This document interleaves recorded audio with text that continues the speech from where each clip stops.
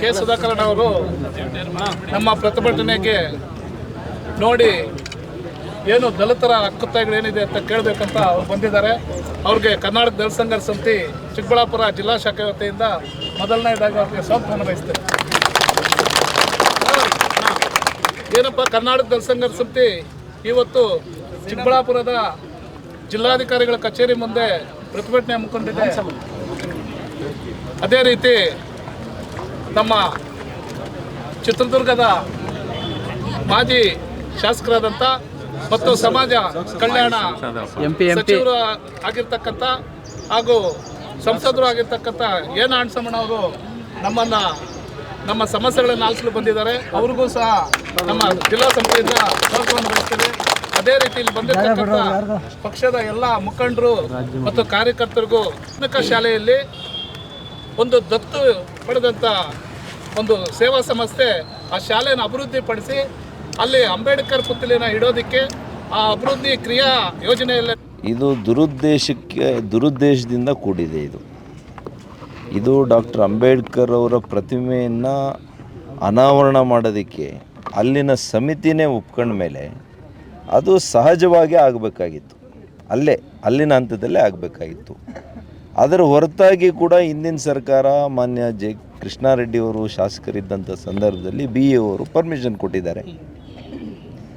ಈಗಿನ ಸರ್ಕಾರದಲ್ಲಿ ಮಾನ್ಯ MCA ಸುಧಾಕರ್ ಅವರು ಶಾಸಕರಾದ ಮೇಲೆ ಯಾರು ದಾನಿಗಳು ಕೊಟ್ಟಿದ್ರು ಆ ಜಮೀನನ್ನು, ಅದರಲ್ಲಿ ಅವರು ಸ್ವಂತ ಟ್ರಸ್ಟಿಗೆ ಈಗಾಗಲೇ 30 ಕುಂಟೆನೋ 35 ಕುಂಟೆನೋ ಒಂದು ಟ್ರಸ್ಟ್ ಇಟ್ಕೊಂಡು ಶಾಲೆ ರನ್ ಮಾಡ್ತಾ ಇದ್ದಾರೆ. ಈಗ ಬಹುಶಃ ಅವ್ರ ಉದ್ದೇಶ ನನಗೆ ಅನೇಕರು ಹೇಳಿರೋ ಹಾಗೆ ಆ ಸರ್ಕಾರಿ ಶಾಲೆಯ ಜಮೀನನ್ನು ಕೂಡ ಅದನ್ನು ಕೂಡ ವಶಪಡಿಸ್ಕೋಬೇಕು ಈ ಒಂದು ಅವರ ಖಾಸಗಿ ಟ್ರಸ್ಟಿಗೆ ಅನ್ನುವಂಥದ್ದು ಅವರ ದುರುದ್ದೇಶ. ಇದರಲ್ಲಿ ಭಾಳ ಸ್ಪಷ್ಟವಾಗಿ ನಾನು ಮಾತಾಡ್ತಾ ಇದ್ದೀನಿ. ಇದರ ಹಿಂದೆ ಇರ್ತಕ್ಕಂಥ ದುರುದ್ದೇಶ. ಅದಕ್ಕೋಸ್ಕರ ಇವತ್ತು ಡಾಕ್ಟರ್ ಅಂಬೇಡ್ಕರ್ ಪ್ರತಿಮೆಯನ್ನು ಅವರು ಅನಾವರಣ ಮಾಡಲಿಕ್ಕೆ ಬಿಡ್ತಾ ಇಲ್ಲ. ಅವ್ರ ನಮ್ಮ ಹೋರಾಟಗಾರರು ಹೇಳ್ತಾವ್ರೆ, ಕಾಣದ ಕೈಗಳು ಯಾರು?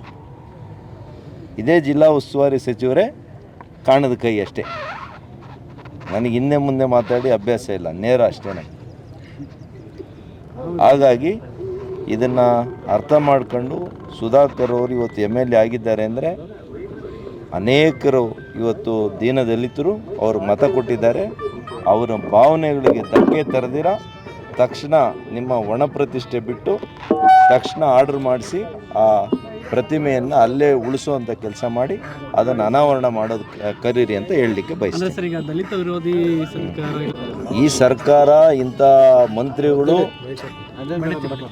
ಇವತ್ತು ಡಾಕ್ಟರ್ ಅಂಬೇಡ್ಕರ್ ಅವರ ವಾದಕ್ಕೆ ಅದಕ್ಕೆ ಕೂಡ ವಿರುದ್ಧ, ದೀನದಲಿತರ ಅಭಿವೃದ್ಧಿಗೆ ವಿರುದ್ಧ, ಅವರ ಸ್ವಂತ ಹಣ ಇವತ್ತು ಅಭಿವೃದ್ಧಿಗೆ ಇಟ್ಟಂಥ ಹಣವನ್ನೇ ಅವರು ಲಪಟಾಯಿಸ್ತಾ ಇದ್ದಾರೆ.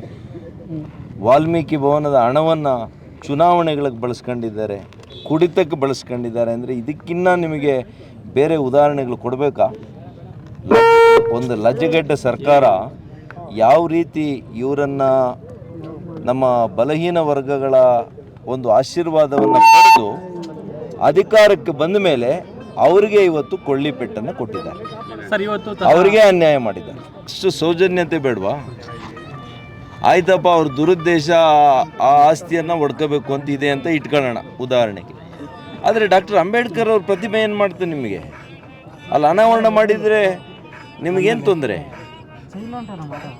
ಅವ್ರನ್ನ ತೋರಿಸಿ ಓಟ್ ಮಾತ್ರ ತಗೊಳ್ತೀರಿ, ಅವ್ರ ಜನರನ್ನ ನೀವು ಉದ್ಧಾರ ಮಾಡ್ತೀವಿ ಅಂತೇಳಿ ಓಟ್ ತಗೊಳ್ತೀರಿ. ಆದರೆ ನಿಮ್ಗೆ ಡಾಕ್ಟರ್ ಅಂಬೇಡ್ಕರ್ ಅವ್ರ ಪ್ರತಿಮೆ ಬೇಡ. ಸರಿನಾ ಇದು?